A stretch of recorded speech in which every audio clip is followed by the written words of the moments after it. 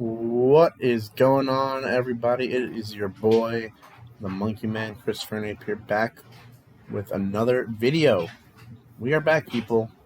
Went on a bit of a hiatus, kind of just got lazy, life got in the way, just been busy. Have not uploaded an NPBF video since, I want to say, week 4. So we're going on a little journey now. It is currently Saturday, October 3rd.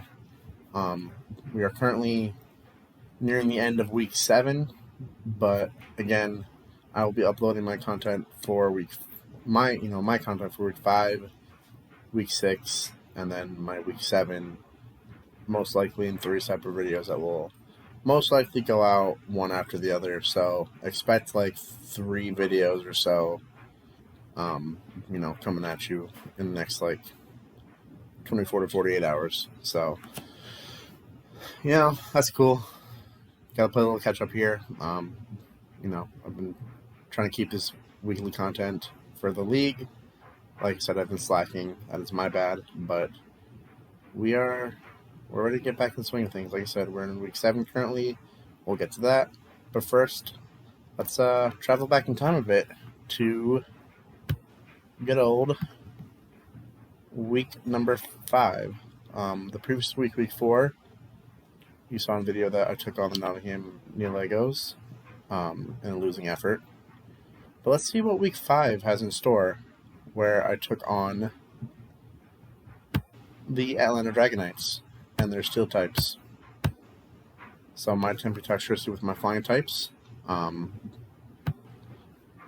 also check some free agency report here because rosters changed a little bit since the last time we all spoke. So we'll get into that too, but let's check out what I brought to the table for my week 5 battle. Again, if you're following the NPBF on YouTube and following our page on Facebook, or as in the Pokemon New Frontier Facebook group, you will have seen, the week 5 recap. We have the week 6 recap up, and then I believe week 7 recap should be coming sometime in the next 4 or 5 days, give or take. So, go check out all that if you want full league recap. Again, this channel is solely for the Tempe Toxtricity. So as you can see here, my week 5 battle against the Atlanta Dragonites, I brought newly acquired to the team Moltres, Trace Scout, the Moltres. Picked him up in free agency.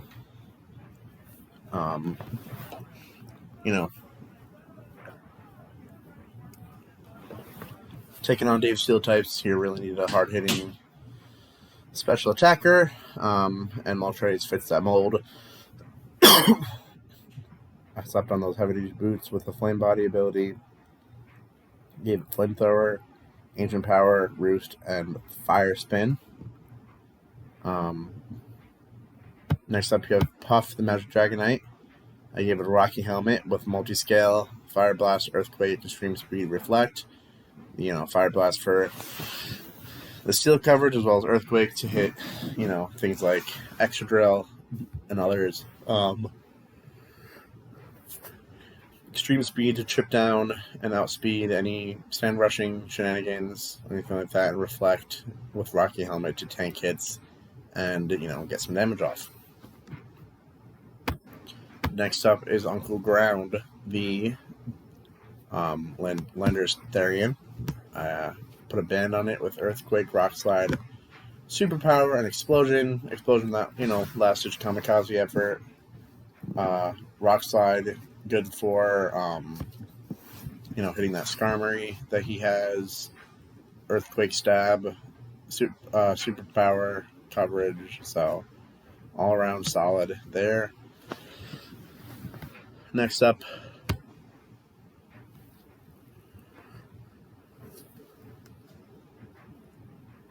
oh man.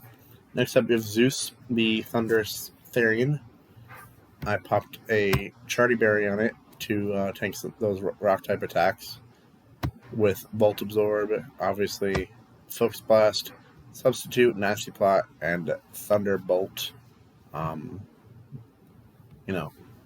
Try to get behind the sub, set up with Plot, T-Bolt, smacks Napoleon, Focus Blast, smacks pretty much anything else. So another great special attacker there. The MVP of the Toxtricity, the team captain here, Gordon Ramsay. I gave it the Roselli Berry to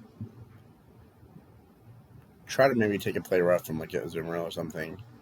Iron Fist ability, Gunk Shot, Fire Punch, Earthquake, Drain Punch. Just hard hitting coverage, smacking anything that that comes across, really solid. And then Big Mouth, my Gyarados.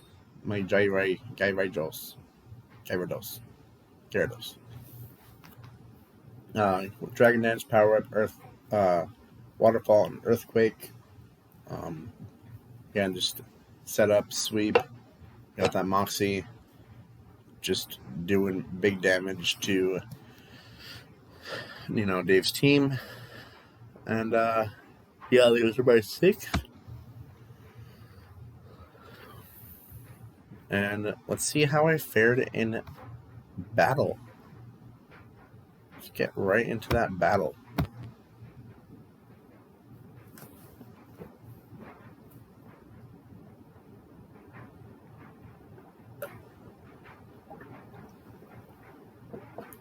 So, as you can see here, like I said, I have my Moltres, Dragonite, Lando, Thundy, Pangoro, and Gyarados.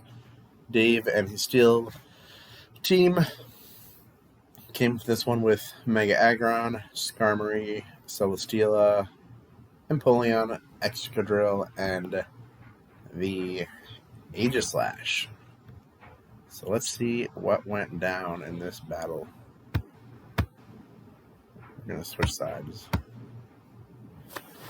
So Skarm, Dragonite lead off. I set up that Reflect as Skarm goes for the Stealth Rock, and I smack that thing with Fire Blast, which in turn whirlwinds me.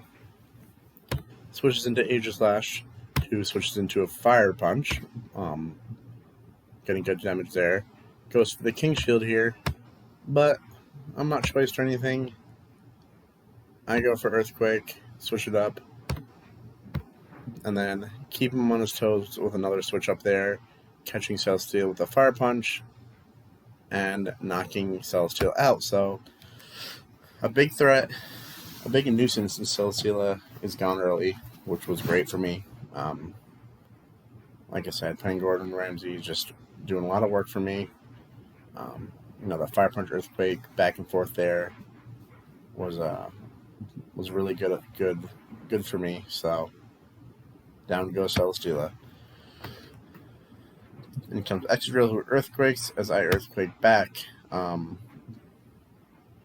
could have maybe gone for a Drain Punch and recovered a lot of HP, but I figured 4 times effective Earthquake could have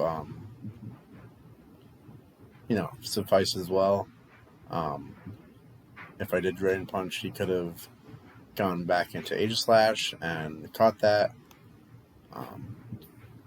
So yeah, it was really just a game time decision that I made. Not quite getting the kill there, but I switched into Puff, predicting another Earthquake there. As in comes Aggron, I go for the Extreme Speed. Again, that's what I brought E-Speed for, to chip down things like how the extra is 1% right there. But Aggron takes that, just absolutely eats a Fire Blast. This thing is just a monster. Just so much defense. Takes that Fire Blast like a champ, and then avalanches me. And Dragonite goes down to an avalanche. Good play there by Dave. But in comes Lando to superpower and knock out Aggron. He then sends Excadrill back out and rock slides me. I survived, luckily did not get flinched. Superpower again, now takes out Excadrill. So most of his big threats are gone. There's still that Aegislash lurking there. Skarmory is still a nuisance. And Empoleon can do some work, if played properly. So far I'm in good shape. Switch to playing Gordon Ramsay. Sacking him there. Too safely get in Zeus. Now, so I go for the sub there. Someone try to get behind the sub setup. Did not work in my favor. Thunderbolt there. Not quite getting the kill, but getting the para. So lucky for me. Not completely sure if that would have mattered in the long run, but paralyzing anything is always, always beneficial. I wonder if I would have went straight for T-Ball or something, or Nasty Plot, would have, whether the match had been any differently, gone any differently, but, week 5, so I digress for a while now. So this goes down into Big Mouth, and I set up a Dragon Dance there, get Ice Beamed, and get Frozen. So again, retrospect here. If I went straight for an attack, I'd have knocked out Empoleon, gotten that Moxie boost, and then been able to, safely take on the Aegislash and Skarmory. But I decided to Dragon Dance, got Frozen, could not thaw out, and Gyarados was wasted. I go into Lando here as he goes into Skarmory. EQ there misses this mark. Into Trace for Scott. And that's why I brought Trace for Scott. And that's why I have Moltres. Flamethrower just doing what Flamethrower does. Completely incinerating this Skarmory here. At this point, though, you see him go down to a Rock Slide from Aegislash, whom I kind of forgot even got Rock Slide, but again, you'll see. Now, right here was a crucial moment in this battle. You'll see why. So, Aegislash King Shields, I Earthquake, which now I'm locked into. EQ again, Aegislash goes down. A paralyzed Empoleon goes on to Earthquake, and I win 1-0. Now, you're probably thinking, Aegislash is right in front of the face of a Lando at 11%. What the hell? Dave did not pack Shadow Sneak on Aegislash there.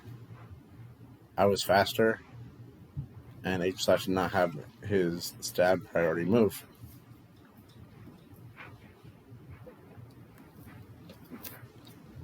And that is what won me this battle. Yeah. So, it was really GG, really great game by both of us. Again, I escaped there with, clinging to life there. If Aegislash would have had Shadow Sneak, I could have been on the losing end of this battle. Luckily, though, I pulled out and got that 1-0 victory. And with that 1-0 victory, I got a 1-0 victory? Something like that. I don't know, y'all. Anyway, like I said, thank you all for watching this one. Stay tuned very soon for my Week 6 battle and then my Week 7 battle. And also stay tuned on the NPBF YouTube for the Week 7 recap, where I will be back. I skipped out on the Week 6 recap. What's Week 6 recap? I don't know. It's been a long season. Week 6 recap I skipped out. Had too much shit going on. So I will be back for the Week 7 recap on the NPBF YouTube channel, so stay tuned for that. Stay tuned for more from me, your boy, Chrisfernape. And, yeah, later.